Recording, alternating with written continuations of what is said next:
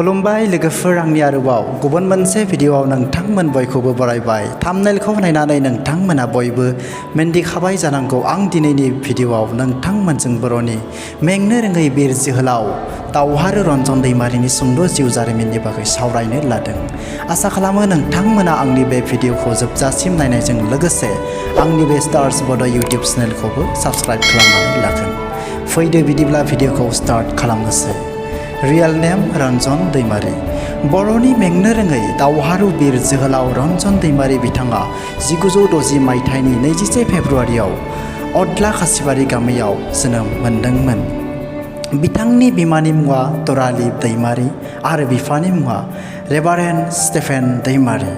रन्जन दैमारि बिथाङा गासै 7 बिदाफोर आरो 3 बिब' बिनानावफोर दंमोन।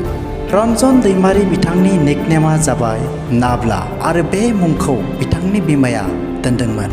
रन्जन दैमारि बिथाङा 1983 मायथाइयाव यां बर' नेशनेलिस्ट एस'सिएशन आफादखौ दादोंमोन आरो गावनि मुंखौ सोलायनानै रनसायग्रा नाब्ला दैमारि मुं लादोंमोन। रन्जन दैमारि बिथाङा 1986 मायथाइयाव नर्थ इस्टार्न हिल इउनिभार्सिटि सुंदयै नेहु शिलं मेघालयानिफ्राय पलिटिकेल साइन्सआव MA बिमुंखौ लानो हादोंमोन। रन्जन दैमारि बिथाङा 1986 मायथाइनि 3 अक्ट'बराव बर' सिकिउरिटि फर्स सुंदयै BSF मुंनि मोनसे आन्डारग्राउन्ड आफाद गावनिनो जोनोम गामि अदला खासिबारियाव जोनोम होदोंमोन आरो बे आफादाव धीरेन बर', गबिन्द बसुमतारी, जाबगा बेंगा, बोहैथि खौला मेरगा, बिदाय जाब्रां आरो बाथा बिथांमोना बाहागो लायो आरो उन सिगांनि बाथ्राखौ साननानै साफा बिबान लानानै आलादा रायजो बड'लेण्ड सोरजिनो जाबाय बिसोर साखाफोरा। बेनि उनाव रन्जन दैमारि बिथाङा 1994 मायथाइनि 25 नभेम्बराव चिरां जिल्लानि बर' फोथार गामियाव बर' सिकिउरिटि फर्स मुंखौ सोलायनानै गोदान मुं होनाय जायो national Democratic front of Bodoland एबा NDFB। बेनि उनाव 2000 मायथाइनि 14 आगस्तनि हराव भारतनि सरकारि रौनिया आर्मिफ्रा रन्जन दैमारि बिथांनि न'आव बमा बेरफ्रु होदोंमोन आरो बे जाथायाव नखरनि रावबो सोद्रोमाया जिउ गोमायाखैमोनब्लाबो बिमा तराली दैमारिया अराय समनि थाखाय खोमा बेंगि जानानै थालांदोंमोन। आरो बेनि उनाव 2003 मायथाइयाव भारत सरकारा भुटान रायजोआव थानाय NDFB बिथांमोनखौ फोजोबस्रांनो थाखाय अल क्लियार अपारेशन खालामनो इन्डियान आर्मिखौ बिथोन होदोंमोन। बेनि उनाव रन्जन दैमारि बिथाङाबो 2008 मायथाइयाव आसामनि गुवाहाटीयाव दाब जायगाफोराव बमा बेरफ्रु होदोंमोन आरो बे जाथायनि थाखायनो दिनै रन्जन दैमारि बिथाङा दिनैसिमहालागै जोबथेसालियाव जोबथे जानानै दं।